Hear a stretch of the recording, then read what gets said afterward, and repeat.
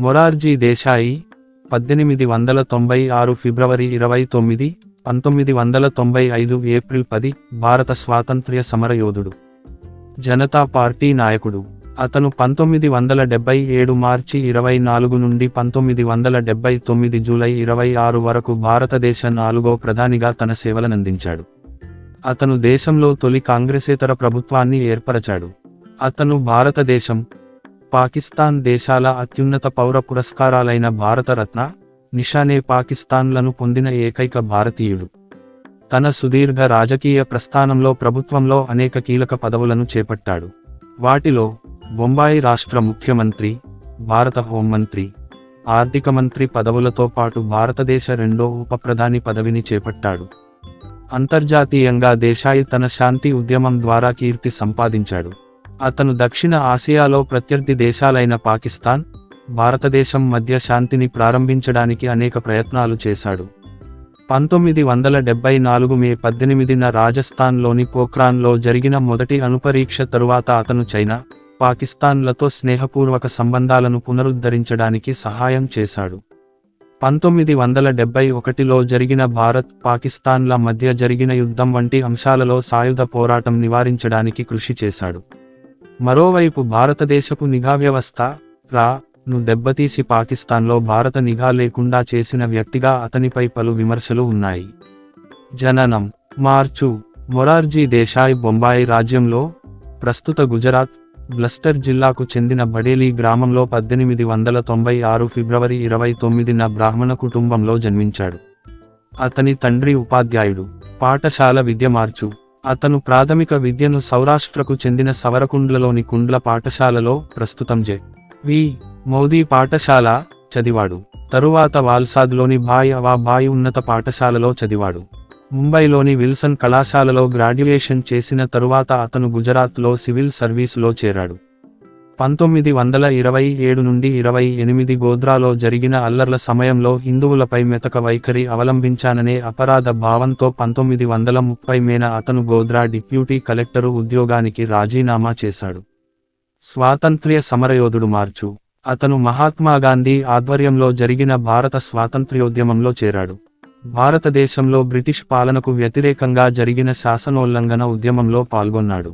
స్వాతంత్ర్యోద్యమ కాలంలో అనేక సంవత్సరాల పాటు జైలు శిక్ష అనుభవించాడు. తన తెలివైన నాయకత్వ నైపుణ్యాలు, కఠినమైన చైతన్యం కారణంగా అతను స్వాతంత్ర్య సమరయోధులందరికీ అభిమాని అయ్యాడు. గుజరాత్ ప్రాంతంలో భారత జాతీయ కాంగ్రెస్కు ముఖ్యమైన నాయకుడయ్యాడు. 1934, 1937లలో ప్రాంతీయ ఎన్నికలు జరిగినప్పుడు అతను బొంబాయి ప్రెసిడెన్సీలో వరుసగా రెవెన్యూ మంత్రి, హోంమంత్రి బాధ్యతలను చేపట్టాడు.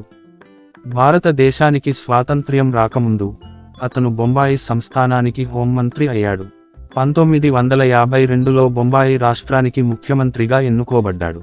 బొంబాయి రాష్ట్రం ద్విభాషా రాష్ట్రంగా ఉండేది. బొంబాయి రాష్ట్రంలో గుజరాత్, మరాఠీ భాషలు మాట్లాడే ప్రజలు ఉండేవారు. 1956 నుండి సంయుక్త మహారాష్ట్ర సమితి పేరుతో ఒక క్రియాశీలక సంస్థ ఏర్పడి కేవలం మరాఠీ మాట్లాడే ప్రజల కోసం మహారాష్ట్ర రాష్ట్రం కోసం ఉద్యమాన్ని చేపట్టింది. ఒక దృఢమైన జాతీయవాదిగా అతను అటువంటి ఉద్యమాలను వ్యతిరేకించాడు. వాటిలో ప్రత్యేక గుజరాత్ రాష్ట్ర సాధన కోసం ఇందూలాల్ యాగ్నిక్ ఆధ్వర్యంలో మహాగుజరాతీ ఉద్యమం కూడా ఉంది.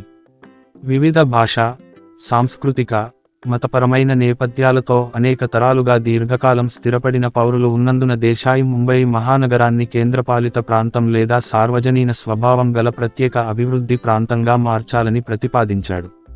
గాంధీ భావాలకు వ్యతిరేకంగా ఫ్లోరా ఫౌంటైన్ వద్ద ప్రభుత్వానికి వ్యతిరేకంగా ప్రదర్శనలు చేసేందుకు చేరుకున్న సమైక్య మహారాష్ట్ర సమితి, ముంబై శాఖకు చెందిన ప్రదర్శనకారులపై కాల్పులు జరిపేందుకు పోలీసులు ఆదేశించాడు. నిరసనకారులను సేనాపతి బాపట్ నేతృత్వం వహించాడు. దేశాయి ఆదేశంతో జరిగిన కాల్పుల సంఘటనలో 11 సంవత్సరాల బాలికతో సహా 105 మంది ఆందోళనకారులు మరణించారు. ఈ సంఘటన సమస్య తీవ్రతను మరింత పెంచి, భాష ఆధారంగా 2 వేర్వేరు రాష్ట్రాలకు అంగీకరించడానికి ఫెడరల్ ప్రభుత్వంపై ఒత్తిడి పెంచింది. మహారాష్ట్ర రాష్ట్రం ఏర్పడిన తరువాత బొంబాయి, ప్రస్తుతం ముంబై, దాని ముఖ్యపట్టణం అయినది. ఉద్యమం జరిగిన ఫ్లోరా ఫౌంటైన్ ప్రాంతం 105 మంది ఉద్యమకారుల త్యాగాలను గుర్తిస్తూ హతత్మా చౌక్, మరాఠీ భాషలో మేర్తీర్స్ స్క్వేర్ గా పేరు మార్చబడింది. తరువాత దేశాయ్ జవహర్లాల్ నెహ్రూ ప్రధానమంత్రిగా ఉన్న కేబినెట్లో హోం మంత్రి బాధ్యతలను చేపట్టాడు. హోం మంత్రిగా దేశాయ్ సినిమాలు, థియేటర్ ప్రొడక్షన్లలో నటిస్తున్న పాత్రల అసభ్యకర సన్నివేశాలను, ముద్దు సన్నివేశాలతో పాటు చట్టపరంగా బహిష్కరించాడు. దృఢమైన గంధేయవాదిగా దేశాయ్, ప్రధానమంత్రి జవహర్లాల్ నెహ్రూ సోషలిస్టు విధానాలకు వ్యతిరేకంగా సామాజిక సంప్రదాయవాదిగా, అనుకూల వ్యాపార, ఉచిత సంస్థ సంస్కరణలకు అనుకూలంగా ఉన్నాడు. కాంగ్రెస్ నాయకత్వంలో ఎదిగిన అతను అవినీతి వ్యతిరేక అంశాలతో తీవ్ర జాతీయవాదిగా, ప్రధానమంత్రి నెహ్రూ, అతని మిత్రపక్షాలను విభేదించాడు. కాంగ్రెస్ పార్టీలో జాతీయ నాయకుడైన ప్రధానమంత్రి జవహర్లాల్ నెహ్రూతోనూ అతని సహచరులతోనూ విభేదాలుండేవి. నెహ్రూ వయస్సు రీత్యా ఆరోగ్యం క్షీణించడంతో ప్రధానమంత్రి పదవికి ప్రధాన పోటీదారుడయ్యాడు. 1964లో నెహ్రూ మరణాంతరము తను ప్రధానమంత్రి రేసులో ఉన్న నెహ్రూ అనుచరుడు లాల్ బహాదూర్ శాస్త్రి ప్రధానమంత్రిగా ఎన్నుకోబడ్డాడు. 18 నెలల తరువాత 1966ల ప్రారంభంలో ఊహించని విధంగా లాల్ బహాదూర్ శాస్త్రి తాష్కెంట్లో మరణించిన తదుపరి మొరార్జీ దేశాయి అగ్రస్థానంలో ఉన్న నాయకునిగా ప్రధాని రేసులో ఉన్నాడు. అయినప్పటికీ నెహ్రూ కుమార్తె ఇందిరా గాంధీతో నెగ్గలేక 169/351 ఓట్ల తేడాతో వెనుదిరగవలసి వచ్చింది. దేశాయ్ ఇందిరాగాంధీ ప్రభుత్వంలో ఉప ప్రధానమంత్రిగా సేవలనందించాడు. అతను భారత హోం మంత్రిగా 1969 వరకు కొనసాగాడు. తరువాత ఆర్థిక శాఖ మంత్రిగా బాధ్యతలు స్వీకరించాడు. ఆ కాలంలో ఇందిరాగాంధీ 14 పెద్ద బ్యాంకుల జాతీయకరణ జరిగింది. ఈ కారణంగా అతను ఇందిరా గాంధీ కేబినెట్కు రాజీనామా చేశాడు. కాంగ్రెస్ పార్టీ విభజన తరువాత మొరార్జీ ఇండియన్ నేషనల్ కాంగ్రెస్ ఆర్గనైజేషన్ పార్టీలో చేరాడు. ఇందిరా గాంధీ భారత జాతీయ కాంగ్రెస్ రూలింగ్ అని పిలిచే ఒక నూతన విభాగాన్ని ఏర్పాటు చేసింది. ప్రత్యామ్నాయంగా దేశాయ్, ఇందిరా గాంధీల 2 విభాగాలు సిండికేట్ అండ్ సిండికేట్ అని వరుసగా పిలువబడ్డాయి. 1971 సార్వత్రిక ఎన్నికలలో ఇందిరా గాంధీ విభాగం కొద్ది సీట్ల తేడాతో గెలిచింది. మొరార్జీ దేశాయ్ పార్లమెంటు సభ్యునిగా లోక్ సభకు ఎన్నికయ్యాడు. మొరార్జీ గుజరాత్లోని నవనిర్మాణ ఉద్యమానికి మద్దతుగా 1975 మార్చి 12న జరుగుతున్న నిరవధిక నిరాహార దీక్షకు వెళ్లాడు. 1971 సాధారణ ఎన్నికలలో ప్రచారం సందర్భంగా ప్రభుత్వ పౌర సేవకులను, సివిల్ సర్వెంట్లు, ప్రభుత్వ పరికరాలను ఉపయోగించినట్లు ఆరోపణలు వచ్చిన తరువాత అలహాబాద్ హైకోర్టు ఈ ఎన్నికల మోసంపై ఇందిరా గాంధీని దోషిగా నిర్ధారించింది. తదుపరి 1975 నుండి 77లో అత్యవసర పరిస్థితి సమయంలో భారీ అణిచివేతలో భాగంగా దేశాయ్, ఇతర ప్రతిపక్ష నేతలను ఇందిరా గాంధీ ప్రభుత్వం జైలు శిక్ష విధించింది. లోక్ నాయక్ జయప్రకాష్ నారాయణ్ నాయకత్వంలో జరిగిన అవినీతి వ్యతిరేక ఉద్యమం, 1977 ఎమర్జెన్సీ వ్యతిరేకతతో ఉత్తర భారతదేశంలో కాంగ్రెస్ పార్టీ పూర్తిగా తన సీట్లను కోల్పోవలసి వచ్చింది. 1975లో విధించబడిన అత్యవసర పరిస్థితి 1977 ఫిబ్రవరి, మార్చి నెలలలో జరిగిన ఎన్నికలలో తీవ్ర ప్రభావాన్ని చూపింది. 30 సంవత్సరాల పాటు నిరంతరాయంగా సాగిన కాంగ్రెస్ పాలన అంతమైంది. కాంగ్రెసేతర ప్రభుత్వం అధికారం చేపట్టింది. కాంగ్రెస్, భారతీయ లోక్ దళ్, జనసంఘ్, సోషలిస్టు పార్టీలు జనతా పార్టీ పేరుతో ఒకటయ్యాయి. మొరార్జీ దేశాయ్ ఆ పార్టీ అధ్యక్షుడయ్యాడు. మాజీ మంత్రి జగజ్జీవన్ రామ్ కాంగ్రెస్ పార్టీకి రాజీనామా చేసి డెమోక్రటిక్ కాంగ్రెస్ అనే కొత్త పార్టీ స్థాపించాడు. జనతా పార్టీతో ఒక అవగాహనకు వచ్చాడు. ఫిబ్రవరి 16, మార్చి 10 మధ్య జరిగిన ఎన్నికలలో జనతా పార్టీ దాని మిత్రపక్షాలు మెజారిటీ సాధించాయి. ఇందిరాగాంధీ రాయ్బెరీలో ఓడిపోయింది. మార్చి 21 అత్యవసర పరిస్థితి ఉపసంహరించుకోబడింది. మార్చి 24 మొరార్జీ దేశాయ్ ప్రధానమంత్రి పదవీ బాధ్యతలు స్వీకరించాడు. ఇందిరాగాంధీ మార్చి 21 అత్యవసర పరిస్థితి ఉపసంహరించుకోవడానికి నిర్ణయించుకున్న తరువాత జరిగిన సార్వత్రిక ఎన్నికలు జరిగాయి. జనతా పార్టీ దాని మిత్రపక్షాలు మెజారిటీ సాధించాయి. మొరార్జీ దేశాయ్ ప్రధానమంత్రి పదవీ బాధ్యతలు చేపట్టాడు. 1962 యుద్ధం తరువాత మొదటిసారిగా అతను ఇరుగు పొరుగు దేశాలైన పాకిస్తాన్, చైనాలతో స్నేహపూర్వక సంబంధాలను వృద్ధి చేశాడు. అతను జియా ఉల్ హక్తో చర్చించి స్నేహపూర్వక సంబంధాలను ఏర్పరచాడు. చైనాతో దౌత్య సంబంధాలు కూడా పునఃస్థాపన చేయబడ్డాయి. అత్యవసర సమయంలో రాజ్యాంగానికి చేసిన అనేక సవరణలను ఆయన ప్రభుత్వం రద్దు చేసింది. ఏదైనా భవిష్యత్ ప్రభుత్వం జాతీయ అత్యవసర పరిస్థితిని విధించడాన్ని కష్టతరం చేసింది. ఏదేమైనా జనతా పార్టీ సంకీర్ణం, వ్యక్తిగత, విధాన ఘర్షణలతో నిండిపోయింది. అంతర్గత ఘర్షణలతో ఏమీ సాధించలేకపోయింది. సంకీర్ణ నాయకత్వంలో ఎటువంటి పార్టీ లేకుండా ప్రత్యర్థి గ్రూపులు దేశాయ్ను పదవీత్యుడిని చేయడానికి పోటీ పడ్డారు. అత్యవసర శకం దుర్వినియోగాలపై ఇందిరా గాంధీతో సహా ప్రముఖ కాంగ్రెస్ నాయకులు వివాదాస్పద విమర్శలకు గురైనందున తన పరిపాలన మరింత దిగజారింది. మొదటి అణు పరీక్ష మార్చు 1974లో భారతదేశం మొట్టమొదటి అణు పరీక్ష జరిగినప్పటికీ భారతదేశ అణు రియాక్టర్లను దేశంలో అణు బాంబుల కోసం ఎప్పటికీ ఉపయోగించరు. నేను సహాయం చేయగలిగితే దానిని చూస్తాను అని దేశాయ్ తెలిపాడు. 1977లో యుఎస్ అధ్యక్షుడు కార్టర్ పాలనా యంత్రాంగం భారత్కు భారజలం, యురేనియం పదార్థాలను భారతదేశంలోని అణు రియాక్టర్ల కొరకు అమ్మివేయాలని ప్రతిపాదించింది. కానీ అణు పదార్థాల వినియోగంలో అమెరికన్ ఆన్ సైట్ తనిఖీ అవసరం అని తెలిపింది.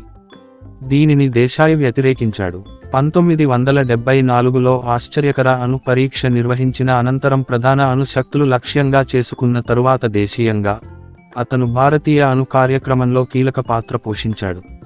మొరార్జీ దేశాయ్ భారతదేశ ప్రధాన గూఢచార సంస్థ రీసెర్చ్ అండ్ ఎనాలిసిస్ వింగ్ మరియు ను దాని బడ్జెట్ కార్యకలాపాలను తగ్గించడం ద్వారా మూసివేశాడు. అతను 1990లో పాకిస్తాన్ అధ్యక్షుడు గులాం ఇస్తాక్ ఖాన్ నుండి పాకిస్తాన్ అత్యున్నత పౌర పురస్కారం పాకిస్తాన్ పురస్కారాన్ని అందుకున్నాడు. ఈ పాకిస్తాన్ పురస్కారాన్ని అందుకున్న తొలి భారతీయునిగా గుర్తింపు పొందాడు. తరువాత అతని విధానాలు దేశంలో సామాజిక, ఆరోగ్య, పరిపాలనా సంస్కరణలను ప్రోత్సహించాయి. పాకిస్తాన్లో అణుపరీక్ష చేస్తున్న కహుటా నుండి పాకిస్తాన్ జనరల్ ముహమ్మద్ జియా ఉల్ హక్కు జరిగిన టెలిఫోన్ సంభాషణ గురించి మరియు కు తెలుసునని అతను వెల్లడించాడు. రాను నాశనం చేయడం మార్చు మొరార్జీ దేశాయ్ భారతదేశ బాహ్య గూఢచారి సంస్థ అయిన research and analysis wing Indira గాంధీకి వ్యక్తిగత భద్రతా గార్డులుగా వ్యవహరిస్తుందని వివరించాడు. తాను అధికారంలోకి వచ్చిన తరువాత ఆ సంస్థ కార్యకలాపాలను నిలిపివేశాడు.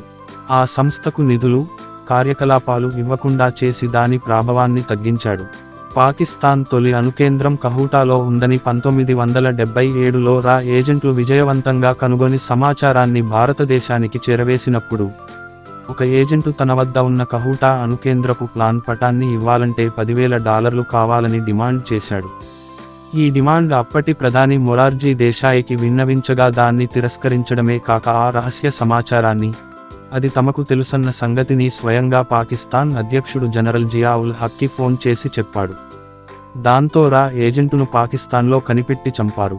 పదవీ విరమణ మార్చు 1979లో రాజ్ నారాయణ్, చరణ్ సింగ్లు జనతా పార్టీ నుండి వైదొలగారు.